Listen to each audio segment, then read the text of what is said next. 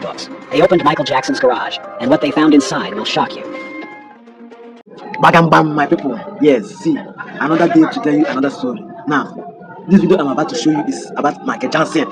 Michael Jackson. You guys know who Michael Jackson is now. It's not today. You guys know who Michael Jackson is. Or for the sake of those who do not know Michael Jackson, now let me tell you who Michael Jackson is. Now, stay calm and hear some brief who Michael Jackson is. Michael Jackson, born September 13th, 1967, is a retired American track and field athlete. Widely regarded as one of the greatest sprinters in history, known for his unique upright running and a style and blistering speed in the 200 race and 400-meter race. He dominated the 1990s, winning 4 Olympic gold medals and 8 world champion gold medals. Michael Jackson. Michael Jackson was born in Dallas, Texas, to be specific. Jackson's journey to superstardom was marked by incredible consistency and distinct, stiff, upright, and posture that defined traditions. Sprinter techniques. After a heartbreak in 1992 Barcelona Olympic, you have food poison Robert Hinn. You have food poison Robert Hinn. For individual success, though he still managed a 4x400 relay gold, he reviewed himself as a dominant force before he now came into all his dancing steps. You know, he was being tackled by enemies, but he didn't let go. Now, what am I? Knowing this about Michael Jackson, he was born in Texas. Yes, although he's an African, his parents were from African country. Now, but he was born in America. Now, this video I'm about to show you is how rich Michael Jackson is. This guy is very, very rich. Richer than Dangote in Nigeria. No be lie, check records. Check records. Now, person who have died since what they found, his words they found. The ones that have not been touched, you see it in this video. Now, thanks for watching to this moment, but subscribe, like and share. Nothing much. Watch. This video is for educational purpose. Educational purpose for those who are dragons. Now you will see. See, take a look at this video very, very well. Calm down. Watch with your mentality. Watch with your eyes open. Don't drink when watching. Just watch. What you need is to have your snacks and eat when watching. This is very, very educational. Educative. Don't mind my English. Don't mind my English, but I saw this video and I was very, very touched. Michael Jackson. Now just watch. Let's go. Michael Jackson is very, very rich. Richer than Dangote. Richer than Tony Elumelu of UBA. Just watch. Subscribe. Subscribe, please. I'm begging. I'm not commanded, but I'm begging. Subscribe and like. Anything that you have to say it in the comment section. For years, the gates of Neverland Ranch remained closed, but one part of the estate was more mysterious than any other. A sealed garage Jackson had personally designed, long off limits to even family. When the door was finally opened in 2024, the world expected dust and memorabilia. What they got was something else entirely. That famous jacket. There it is. Wow, that's amazing. Rolls Royces frozen in time, and personal notebooks. They opened Michael Jackson's garage, and what they found inside will shock you. The Forgotten Garage. In the years following Michael Jackson's death in 2009, Neverland Ranch, once a vibrant wonderland pulsing with laughter, music, and life, slowly transformed. The carnival rides, which had twirled endlessly beneath the California sun, stood rusting and silent. The laughter of children, once a constant soundtrack, vanished. The menagerie of exotic animals that had roamed freely, captivating visitors and staff alike, were relocated or passed on, leaving only their empty enclosures behind.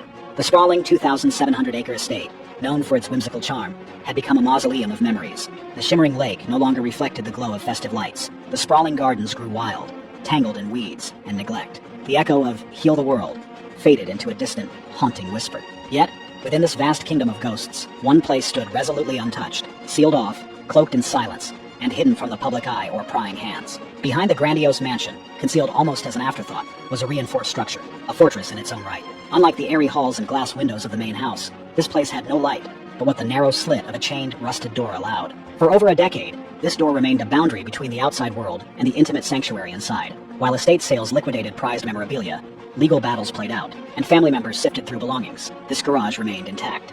Rumors swirled among the inner circle. Some said the garage held Jackson's most personal treasures, gifts from his children, rare vehicles customized beyond belief, and artifacts reflecting his secret passions. Others whispered darker theories, unreleased music, personal journals, or even evidence related to the scandals that haunted him.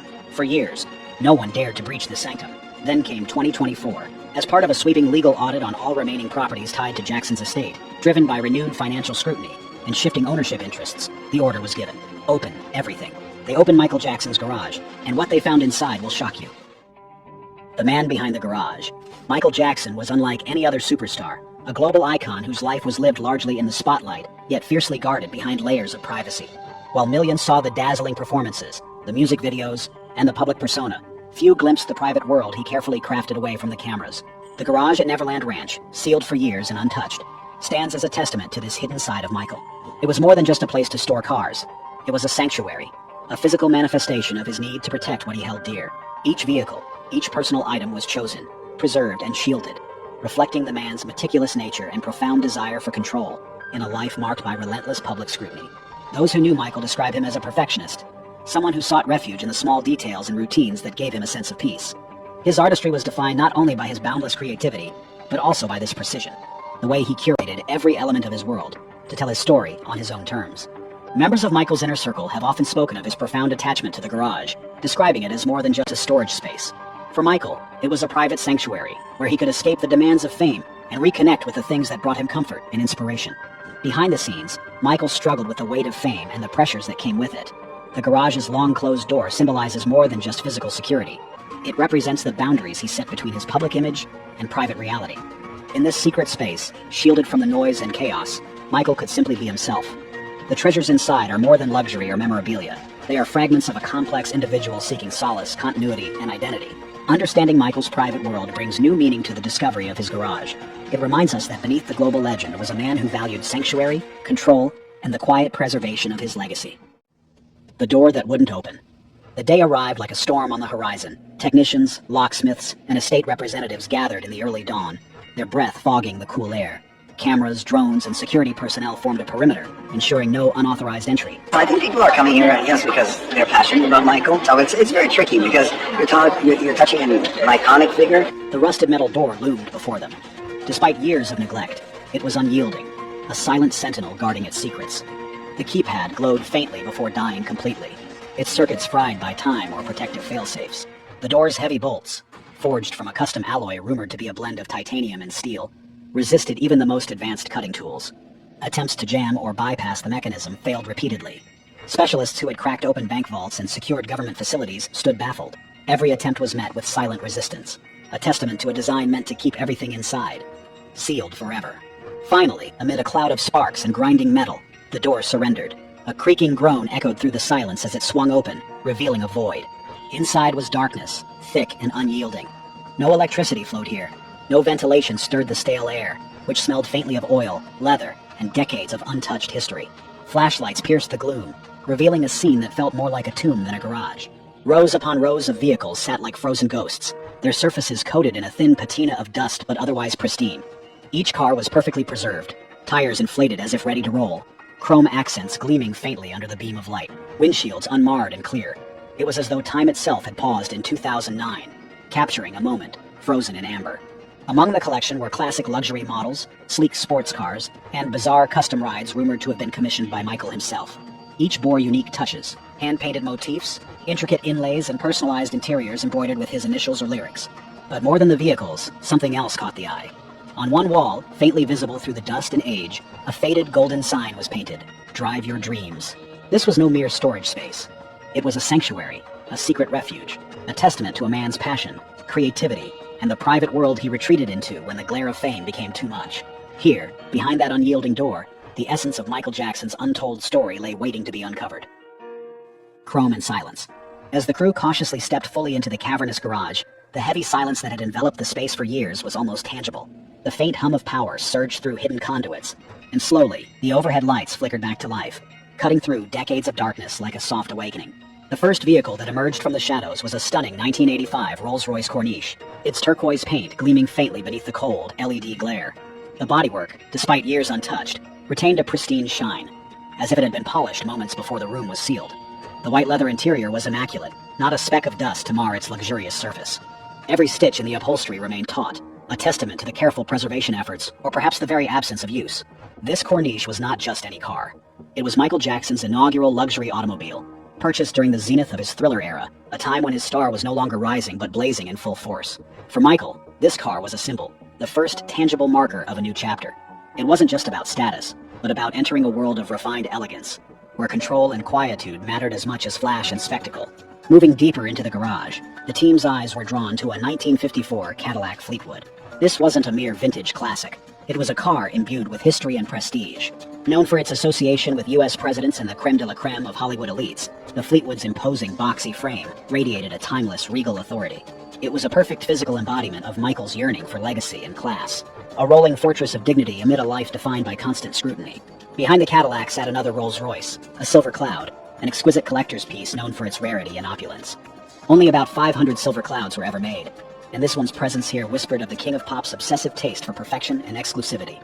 The meticulous engineering of this vehicle, with its handcrafted details and smooth ride, mirrored Michael's own quest for flawlessness.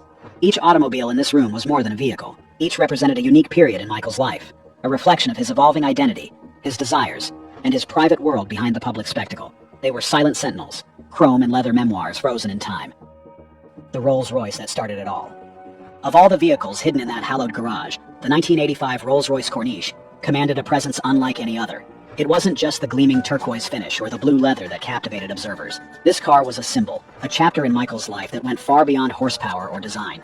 Beneath its sleek hood was a 6.75-liter V8 engine, generating around 200 horsepower and capable of reaching a top speed of 124 miles per hour. Yet, Michael was never one for speed. Friends and insiders often described the Corniche as his quiet ride. It was less about racing or thrill, and more about creating a sanctuary. They spare no expense. Finest quality leathers, sheepskin carpeting, and polished wood is what Rolls-Royce is famous for. His personal cocoon, where the noise of the outside world faded to silence. Inside, the dashboard told its own story. There lay a faded cassette tape, partially ejected from the deck, its label worn but still legible, off the wall. The tape was paused halfway through the haunting track, She's Out of My Life, a song known for its raw, emotional vulnerability. This small detail transformed the car from a mere vehicle into a rolling diary, a private space where Michael could retreat into memories, introspection, and the echoes of his own artistry. Historical records indicate that the Corniche was registered just months before Michael embarked on the Bad World Tour, a period when his career surged into new realms of global dominance. Staff members recalled seeing him late at night, seated quietly in the driver's seat,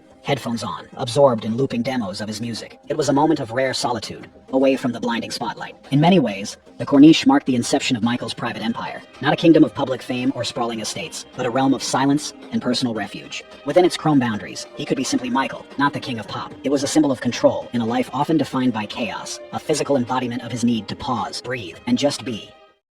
Symbols of a shifting identity. As they journeyed deeper into the cavernous garage, a subtle shift emerged, not just in the variety of vehicles, but in what they represented. Here, the cars ceased to be mere modes of transportation and instead became tangible symbols of Michael Jackson's complex and often contradictory public persona. One of the most striking was a pristine 1985 Mercedes-Benz 500 SEL, its sleek silhouette nearly untouched by time. The doors were still sealed with yellowed tape, a silent testament to the car's long period of dormancy. This particular model was no ordinary luxury sedan. Renowned for its whisper-quiet ride and factory-installed bulletproof windows, it was a car designed to shield its occupant from the outside world, a fortress on wheels. Throughout the height of Michael's legal battles and the storm of public scrutiny, this Mercedes served as his sanctuary, the kind of refuge only a star engulfed by controversy could truly appreciate. It was his cocoon, his armored veil, silently escorting him through trials that demanded both resilience and invisibility. Nearby, a Silver Spur 2 touring limousine gleamed faintly under the dim garage lights, its luxurious details whispering stories of grand charity galas and carefully orchestrated public appearances. This limousine was far from ostentatious showboating.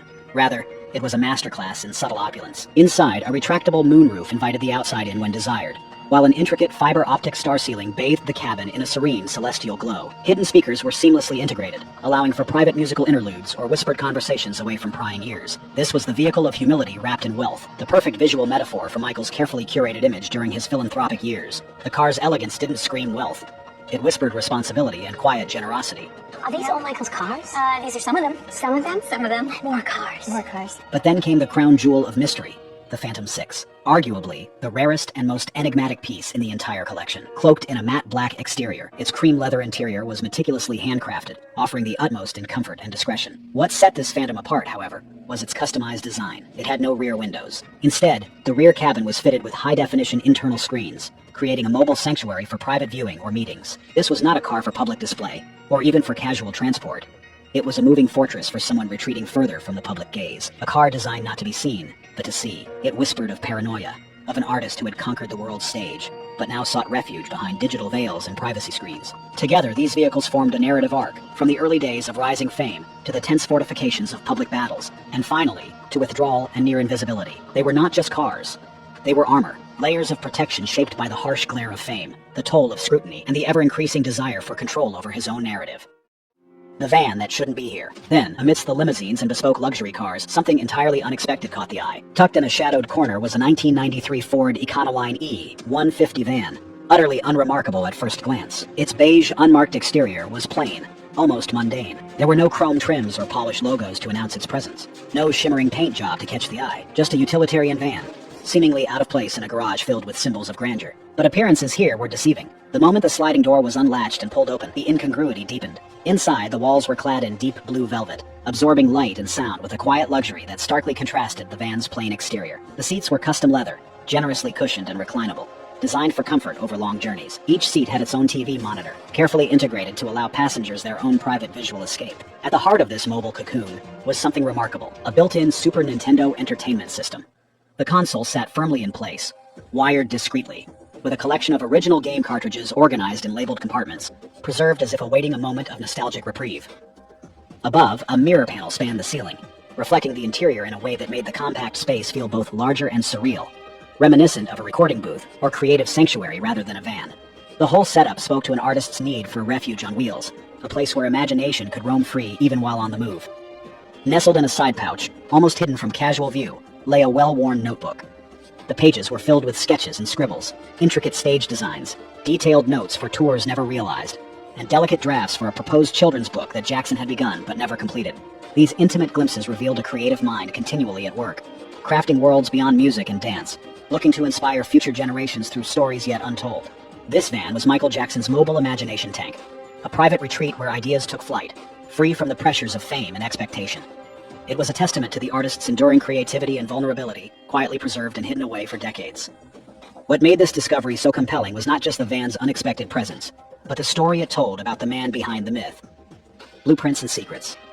As the investigation pressed further into the shadowed corners of Michael Jackson's private garage, what initially appeared to be a simple storage space revealed its layers of mystery. Beyond the familiar collection of vintage cars and gleaming limousines, tucked behind a tarp-shrouded motorcycle that looked decades old, a stack of black crates stood silently, almost forgotten. Each crate bore a faded yet unmistakable emblem, the gold, stylized MJJ Productions logo, a relic from Jackson's own creative empire. The crates' surfaces were mottled with dust and age, but still carefully maintained, suggesting these were never meant for public eyes. When archivists carefully pried open the crates, they uncovered an astonishing trove of documents and technology, relics frozen in time. First came the blueprints, intricately detailed schematics for concert stages and arena setups that never saw the light of day. These plans were sprawling, expansive, designed for ambitious tours meant to dwarf even Jackson's legendary History Tour of the late 1990s. One document was boldly titled History 2, The Resurrection Tour. The designs showcased stages that incorporated revolutionary elements, from multi-tiered platforms and mechanized elevators, to immersive light shows engineered to envelop entire stadiums in illusions of grandeur.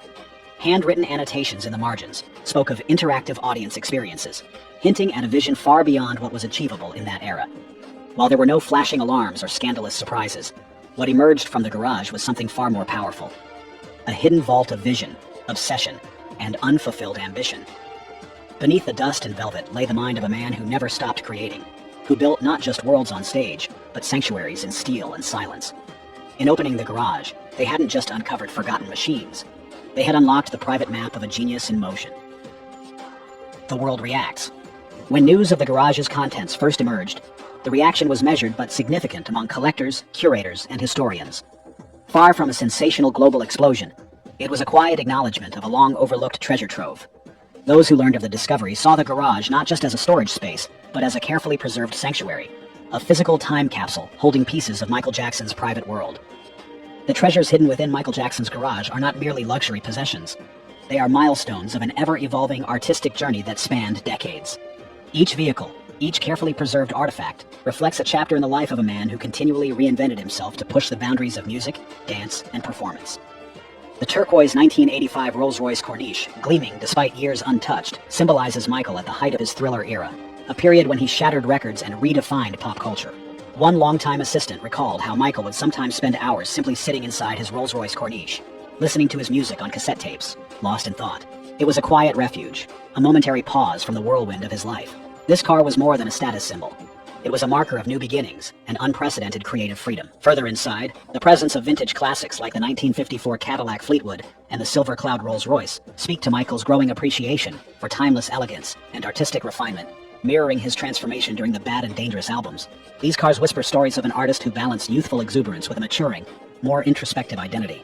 The collection's rarest piece, the matte black Phantom 6 with no rear windows and advanced interior technology, embodies the later years, a time marked by guarded privacy and a retreat from the public eye. This vehicle tells the story of a visionary artist seeking sanctuary and control amid mounting pressures and relentless scrutiny. Interest quickly grew among experts who recognized the cultural and historical value of the artifacts. Auction houses discreetly approached the Jackson estate with offers, hoping to gain access to the rare collection and related memorabilia. Proposals for exhibitions and retrospectives soon followed, promising to deepen public understanding of the king of pop's life beyond the spotlight. But the Jackson estate's response was firm and unexpected. None of it would ever be sold. Instead, the garage was sealed once more, but this time, with purpose and respect. Detailed inventories were made, every item cataloged, every recording archived. The space became a monument to Michael Jackson's complex humanity, preserved not as a commodity, but as a sacred testament. If you uncovered something Michael Jackson hid for a reason, would you keep it sealed or share it with the world? Share your thoughts in the comments. Thank you for watching this video with us, and catch you in the next one.